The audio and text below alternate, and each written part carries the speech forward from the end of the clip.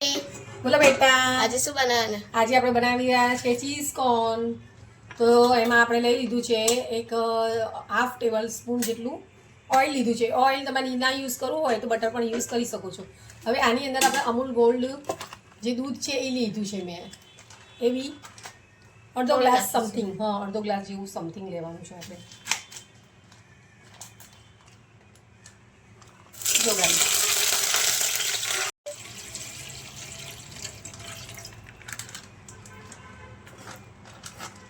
હવે શું નાખવાનું?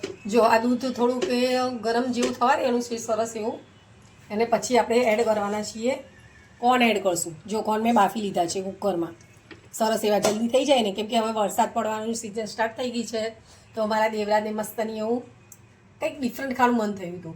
તો મેં કીધું ચલો આજે કંઈક ડિફરન્ટ બનાવીએ. તો દેવરાજના ફરમાઈશ પ્રમાણે અત્યારે વાગી ગયા છે બપોરના 3 વાગ્યા છે. 3 વાગે બહાર વરસાદ આપણો ધીમો ધીમો ઝરમર ચાલુ છે.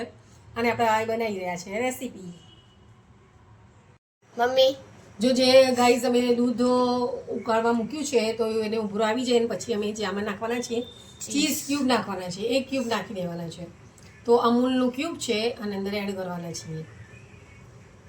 થઈ ગયું ને? ઉભરો આવી ગયું. હા બસ જો ઉભરો આવી ગયો છે ને, એટલે હવે આપણે આનાથી સરસ એવું ચીઝ અંદર એડ કરીએ છીએ ગાઈઝ. તમે જોઈ શકો છો. હવે આ ચીઝ એડ કરીને મીઠું નાખી દેવાનું. હા, હવે આપણે અંદર સોલ્ટ એડ કરશું. જો મીઠું થોડુંક એડ કર્યું છે. એને એડ કર્યા પછી આપણે ચીલી ફ્લેક્સ ઓરેગાનો પણ એડ કરીશું ગાઈઝ. તો શું સાથે સાથે સરસ એવું મિક્સ થઈ જાય. શું કેવું દેવરાજ? જો ચીલી ફ્લેક્સ એડ કરી દીધો છે ગાઈઝ. તમે જેવી રીતે ખાતા હોય એવી રીતે લેવાનું. અને આ ઓરેગાનો, કેળાનો ઓરેગાનો મેં યુઝ કર્યો છે ગાઈઝ. એક જ મિનિટ.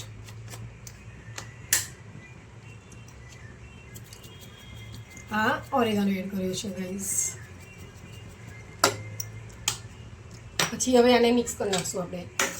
જો ગાઈઝ સરસ એવું મિક્સ કરી લો.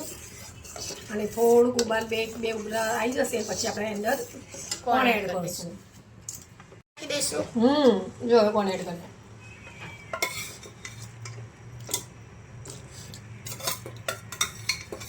કોર્ન એડ થઈ જાય મસ્ત ને એવું થોડું ડ્રાય થઈ જાય ને એટલે કાઢીશું. બધું શેકા દઈશું મસ્ત ને સરસ બની જશે. હવે આપણે માયોનીઝ એડ કરી દઈશું.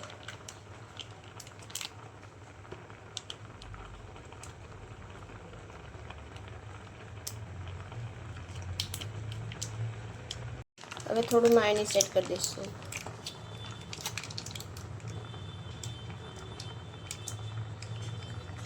હવે થઈ ગયા સ્વીટ કોર્ન.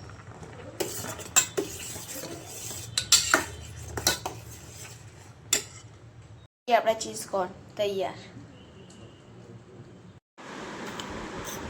જો ગાઈઝ અમાર બનીને તૈયાર છે સ્વીટ કોર્ન ચીઝી. આ દેવરાની ફરમાઈશ પર બનાવ્યા છે. તો લેટ્સ સ્ટાર્ટ કરશો આપણે. સારા બન્યા છે દેવરાજ, સારા બન્યા છે. Thank you. મેં બનાવ્યા. તે ખાલી 1-2 ઇન્ગ્રેડિયન્ટ્સ નાખ્યા. આઈડિયા કોનો હતો? આઈડિયા ત્યારો હતો એટલે એનો મતલબ એક સ્પૂન લેતો હોય તો બીજી તારા પપ્પા માટે.